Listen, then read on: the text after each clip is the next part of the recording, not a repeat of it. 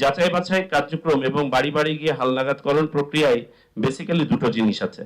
একটা হচ্ছে যারা 1 জানুয়ারি 2007 আগে যাদের জন্ম, 1 জানুয়ারি 2007 বা তার আগে যাদের জন্ম, অর্থাৎ যারা গতকালকে 18 বছর বয়প্রাপ্ত হয়েছেন কিন্তু ভোটার তালিকায় সন্নিবেশিত হন নাই, তাদেরকে ভোটার তালিকায় সন্নিবেশিত করা।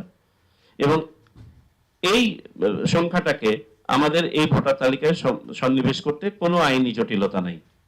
আমরা রেডিলি আমরা নির্বাচনের আগে, তফসিল ঘোষণার আগে যে একটা তালিকা প্রকাশিত হবে সেই তালিকায় তাদেরকে ঢুকিয়ে ফেলবো, যদি আমরা এর মধ্যে তাদের তথ্য সংগ্রহ করতে পারি।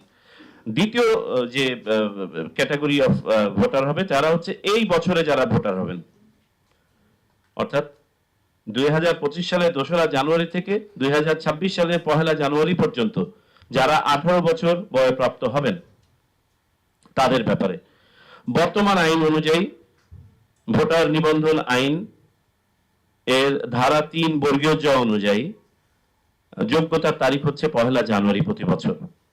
তবে আমরা নির্বাচন কমিশন একটা নীতিগত সিদ্ধান্ত নিয়ে আলোচনা করেছি যে যদি দেখি যে একটা উল্লেখযোগ্য সংখ্যক ভোটার বয়প্রাপ্ত হয়ে গেছেন ভোটের আগে, তাহলে প্রয়োজনে অর্ডিন্যান্স জারি করে তাদেরকে ভোটার তালিকায় সন্নিবেশ করা যায় কিনা এই সম্ভাবনাটা আমরা যাচাই করে দেখব।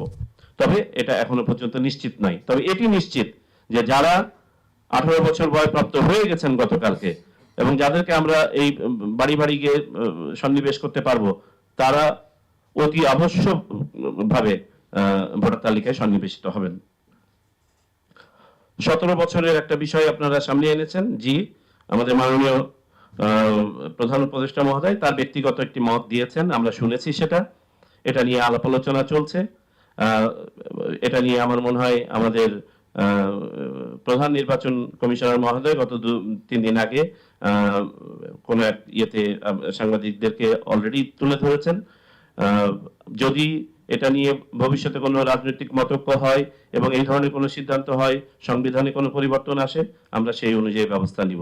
হ্যাঁ, আমরা হয়তো কমিশনে বসে আলোচনা করতে হবে, সেই ক্ষেত্রে আমরা 1 বছরের তথ্য সংগ্রহ করব নাকি 2 বছরের তথ্য সংগ্রহ করবো, এটা সময়ই বলে দিবে।